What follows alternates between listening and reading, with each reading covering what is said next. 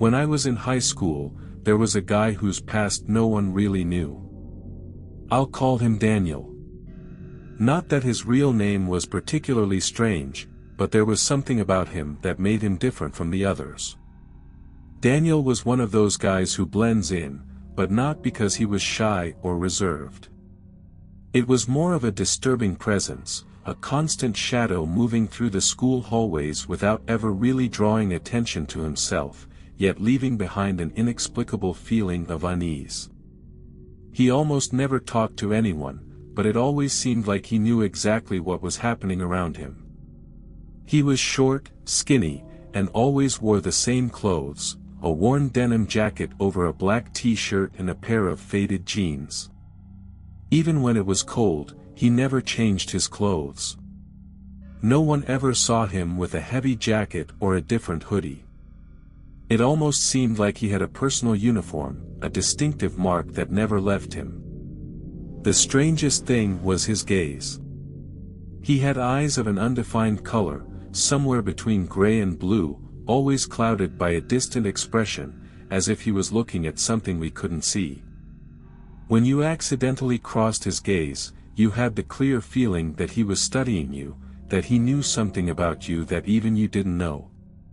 He was the kind of person who, without doing anything really scary, still managed to make anyone nearby feel uncomfortable. He had no friends. Or at least, that's how it seemed. But he had a strange habit. He would pick certain people and start following them with his gaze, as if they were important to him in a way no one understood. He didn't talk to them, he never tried to interact, but he observed them. Always. It wasn't an intrusive attention, at least not at first, but after a while it became impossible not to notice him. I was one of those people. I realized it when one day, without any warning, he approached me in the school hallway and said, in a flat, emotionless voice, "I've chosen you." Then he turned and walked away, without saying anything else. At first, I thought it was a joke. But over time, I began to realize that, wherever I went, he was there. If I was in the library, I'd find him sitting at a table not far away, with his eyes fixed on a book, but his posture tense, as if he was listening to every word I said. If I was in the cafeteria with friends, he was at a table some distance away, seemingly lost in thought, but with his gaze occasionally slipping in my direction. If I left school with my friends, I'd see him across the street, standing still, motionless, as if he had been waiting for me. I wasn't the only one. A friend of mine, Jessica, had also caught his attention. She, however, seemed less disturbed than I was. She said that Daniel was just a strange guy, that he probably didn't want to harm anyone, and that, after all, he wasn't even bothering us. But it wasn't like that. One afternoon, we were sitting on the benches behind the school, me, Jessica, and two other friends, Mark and Olivia. We were talking about unimportant things when the conversation turned to Daniel. Jessica joked that maybe he had a crush on me and that it was his strange way of showing it. Mark laughed, saying he might be an undercover secret agent, and Olivia added that maybe he was just a sociopath who didn't know how to interact with people. Laughing, Mark said Daniel's name several times, in a playful tone. I immediately stiffened, but tried not to show it. Then, at the exact moment Mark said his name for the third time, we heard a noise behind us. We all turned around abruptly. Daniel was there. He had appeared out of nowhere, standing on one of the nearby benches, with a blank expression on his face. He had nothing in his hands, no weapon, no object, but his mere presence was enough to freeze our blood. He stared at us for a few moments, then shifted his gaze to me. His eyes seemed darker than usual, deeper. I gave a small wave with my hand, an instinctive gesture, as if to show him we weren't a threat. He slightly tilted his head, almost as if he were evaluating my gesture, then jumped down from the bench and walked away without saying a word. We all remained silent for a few seconds, then Mark burst out laughing, saying it was the strangest thing he had ever seen. Olivia laughed too, though with less conviction. Jessica didn't say anything. I, on the other hand, felt a shiver down my spine. I had never seen anyone move like that. That was just the first in a series of increasingly disturbing situations. One evening, I was at Jessica's house. Her parents were in the living room, while we were in her room chatting. Daniel's name came up again. I remember exactly that we said it 3 times, almost without thinking about it. Not even a minute passed before we heard the doorbell ring. Jessica got up to see who it was. I followed her with a sense of discomfort gnawing at my stomach. When we reached the entrance, her mother was already talking to someone. It was Daniel. He was standing in the doorway, with his usual impassive expression. He didn't seem surprised to be there, nor did he seem particularly interested in what was happening around him. Her mother asked him what he wanted. He replied with a single, unsettling sentence, "I've been called." The chill ran through my skin. Jessica stood frozen, then tried to hide her unease with a nervous laugh. Her mother, who knew Daniel from school, told him he couldn't stay and closed the door. But the discomfort didn't leave us for the rest of the evening. I had the clear feeling that Daniel hadn't really left. And I was right. A few hours later, when I looked out the window of Jessica's room, my heart stopped for a moment. Daniel was still there. Standing across the street, motionless. And he was watching me. From that evening on, things began to get worse.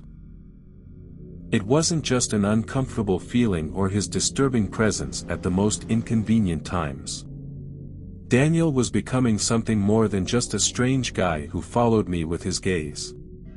One night, while I was home alone, I woke up suddenly with the overwhelming sensation that I wasn't alone. My heart was pounding, but the room was silent, immersed in darkness. There was no noise, no sign that anything was out of place, yet my instincts were screaming in alarm. Breathing heavily, I got out of bed and approached the window. My neighborhood was quiet, a few lights on in the nearby houses. But right under the streetlight in front of my house, there he was. Daniel. He was there, standing on the sidewalk, with his head slightly tilted and his hands shoved in the pockets of his usual denim jacket. He wasn't moving. He wasn't doing anything. He was just staring at me. I felt my blood freeze. I quickly closed the curtain, my breath broken by anxiety. I tried to rationalize. Maybe it was just a coincidence. Maybe he was just there by chance. But I knew it wasn't true. He was there for me. After a few minutes, I gathered the courage to peek again. The streetlight still illuminated the empty street, but Daniel was gone. That night, I didn't sleep a wink. From that moment on, I started to notice other things. Objects moving around in my house, doors I thought I had closed found ajar. One evening, as I was about to fall asleep, I heard a whisper. It was faint, almost imperceptible, but it made my heart leap into my throat. It came from my door. I held my breath and slowly turned around. Through the dim light of the room, I saw the doorknob move slightly, as if someone was touching it very gently. I froze, paralyzed by fear. The pounding in my ears was deafening. Then, suddenly, everything stopped. No sound. No movement. I gathered my courage and rushed to the door, opening it suddenly. The hallway was empty. But on the floor, just in front of my room, there was something. A piece of paper, folded in two. With trembling hands, I picked it up and unfolded it. Inside, it said only, "I've chosen you." The letters were thin, neat, perfectly aligned. Daniel. I felt suffocated by dread. The next day, I told everything to Jessica. She was skeptical. She thought it was just suggestion, that I was exaggerating. But then something happened that made her change her mind. We were outside school, sitting on a bench talking, when Jessica's phone vibrated. She picked it up, looked at the screen, and suddenly went pale. "What happened?" I asked her. She didn't answer right away. Then, with a trembling voice, she said, "He wrote to me." She handed me the phone. The message was brief. "I've chosen you." The sender had no visible number. Just an empty space. We looked into each other's eyes, both with the same realization: it wasn't over. It had just begun. Jessica and I stayed frozen for a few seconds, with the phone still in her trembling hands. The words on the screen seemed to pulse like a foreboding. The world around us suddenly felt smaller, more oppressive. Then, in unison, we raised our gaze and saw him. Daniel was across the street, standing under the faint streetlight.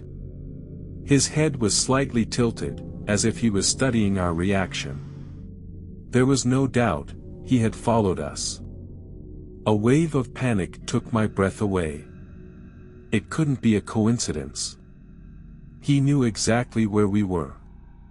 I couldn't move, couldn't look away. Jessica grabbed my arm tightly, her fingers cold as ice. Then, without warning, Daniel turned and disappeared around the corner, swallowed by the shadow. That night, sleep was a luxury I couldn't afford. Every creak of the house made me jump, every dark shape outside the window seemed to morph into something more sinister. The thought that he was still there, somewhere, suffocated me. It wasn't over. A few days later, my parents announced that they would be out of town for the weekend. Just the thought of being alone made me feel nauseous. I tried to come up with an excuse to leave, to avoid being there alone, but I couldn't find anyone to host me. That evening, when the house became silent, I began to feel suffocated. I closed doors and windows. I checked 2-3 times that everything was locked. I tried to distract myself with the TV, but every shadow outside the window seemed darker than usual. Then, a noise.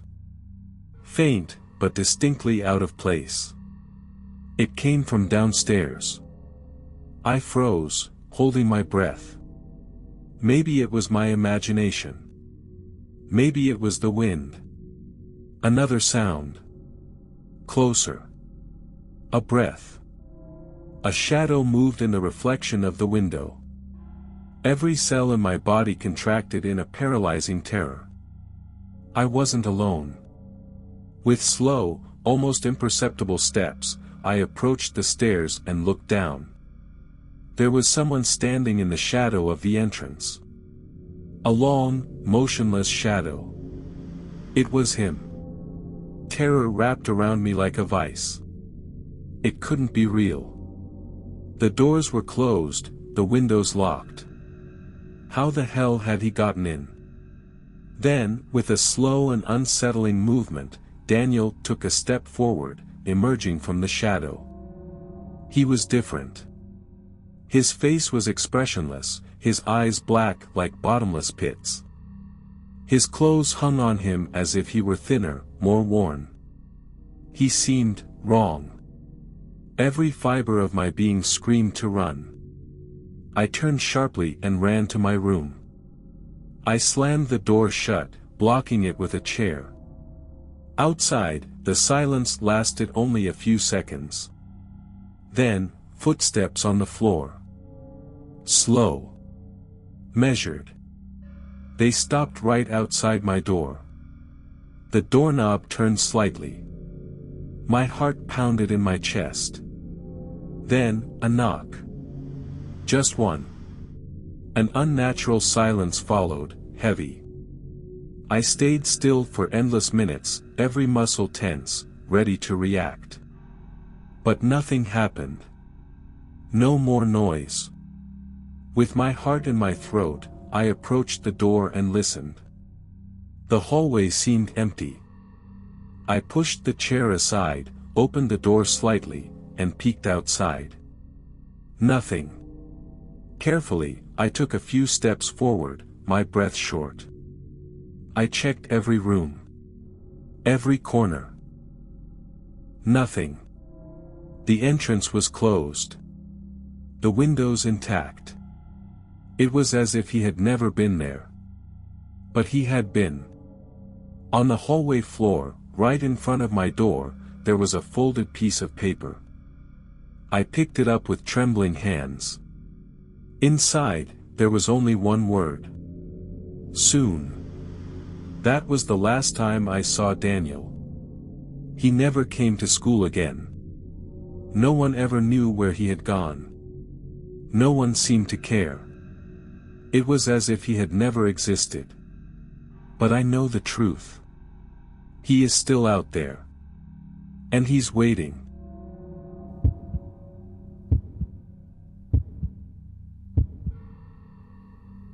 I'm from Chicago. This happened a few years ago. My friend John and I were heading to a coworker's birthday party on a rainy Saturday night, and we decided to stop at a diner before arriving at the party. It wasn't the most convenient choice, given the bad weather, but we didn't want to show up empty-handed. We ordered some snacks and 2 bottles of soda, then went back to the car. I remember the rain picking up right at that moment, but nothing we weren't used to. John quickly ran into the store to buy some cigarettes, a habit he had recently picked up. I remember feeling a bit annoyed since I was the one driving, and my car wasn't exactly built for bad weather. A few minutes later, he came out and jumped into the passenger seat. I started the engine, and we got back on the road.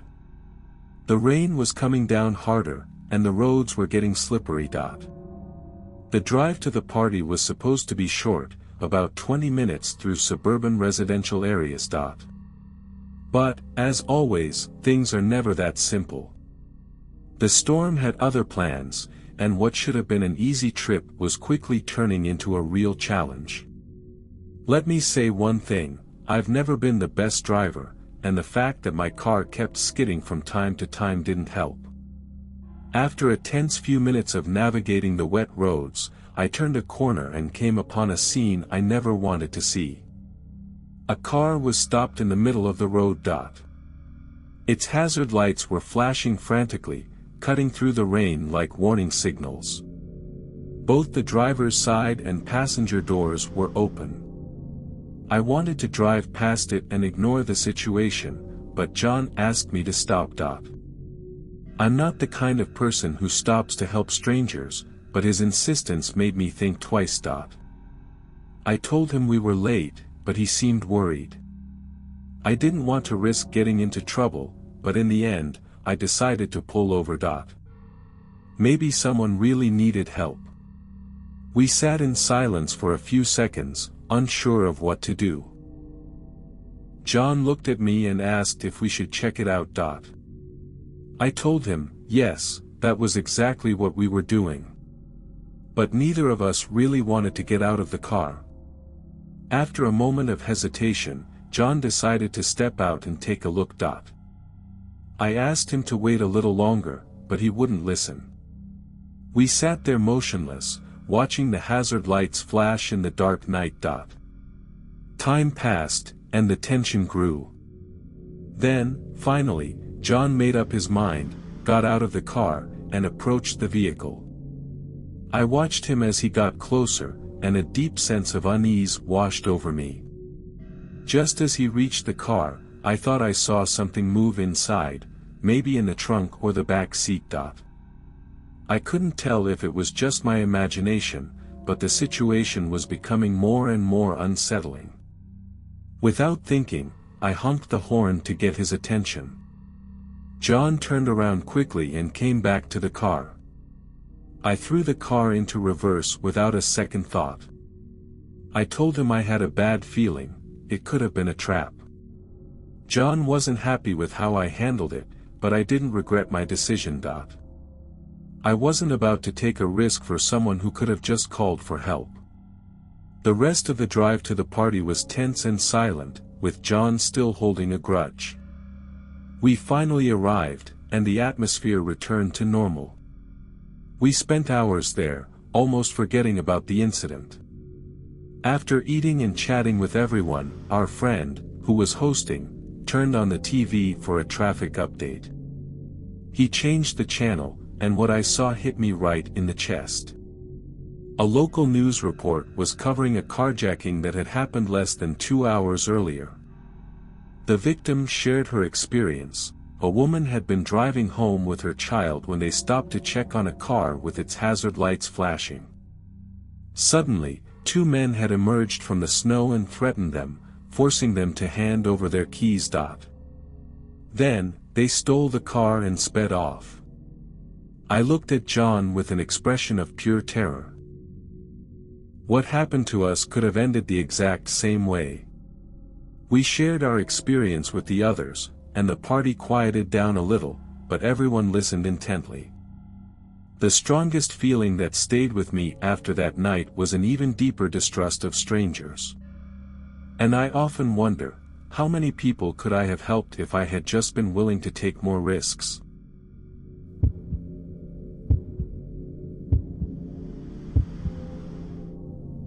The story I am about to tell began many years ago when I was still living with my family in a small house on the outskirts of New York City. I was 10 years old, and my life seemed just like any other child's at that age. The house was small but cozy, and the days passed peacefully, filled with school, playing with my friends, and long evenings spent with my family. My mom was an elementary school teacher, and my dad worked as an engineer at a construction company. Despite their busy schedules, they always managed to make time for us, and so our home was always filled with voices and laughter. My family wasn't large, but the few relatives we had would often visit us. My Uncle John, my mom's older brother, was the one who always kept us company. He was someone who loved telling stories, entertaining the kids with tales and jokes that always made everyone laugh. There was never a visit from Uncle John that wasn't a celebration. I remember that every time he arrived, it was as if the atmosphere in the house changed. His cheerful laugh and presence filled every corner of our home. He wasn't just an uncle, he was a pillar of support. When he was with us, I felt safe, as if nothing bad could happen. Uncle John was a man of few words, but he knew how to capture anyone's attention with his stories. He had a certain charisma that made him instantly loved by everyone. He was never intrusive, but always present. He would spend time with us, playing or simply being in our company, never seeming tired or bored. Every time we were together, it felt like there was a special bond, something I couldn't describe, but which made those moments unique. As time went on, his visits became more frequent, and I began to consider him an irreplaceable figure. His presence was reassuring, and every time he spoke to us, I felt I could tell him anything. There was never a moment of silence when he was around, and his ability to entertain made every family gathering something special. Then, one day, everything changed. I don't know exactly when it happened, but I started noticing that something was different about him. His visits became less frequent, and when he came over, he didn't seem like the same person. His laugh, which once was so contagious, now sounded different, as if forced. The stories he told no longer had the emotional impact they once did, and they seemed emptier. I started feeling that something was off whenever I saw him, but I couldn't pinpoint what it was. My parents, even though they never said it explicitly, seemed to have noticed the change as well. They no longer spoke of him the way they used to, but their eyes betrayed a certain worry they couldn't hide. When I was 10, Uncle John seemed to be drifting further away. He no longer stayed at our house for hours like he used to, and often he would visit us at odd times, suddenly, as if he were trying to escape from something. His figure, which once seemed so solid and reassuring, now gave me a sense of discomfort I couldn't explain. A sense of alienation, of distance, had crept between us. I couldn't understand what was happening, but the change in him made me feel like something was wrong. One day, while I was home alone, I decided to enter his study. It had never happened before that I went in there, but this time, there was something different, something that pushed me to do it. I didn't know what I was looking for, but the fact that I didn't understand what was going on made me curious. When I entered Uncle John's study, I found a series of documents I wasn't supposed to see. In those papers, in those letters, were details I never expected. There was information about him, about his activities, that seemed out of place, as if he was trying to hide something.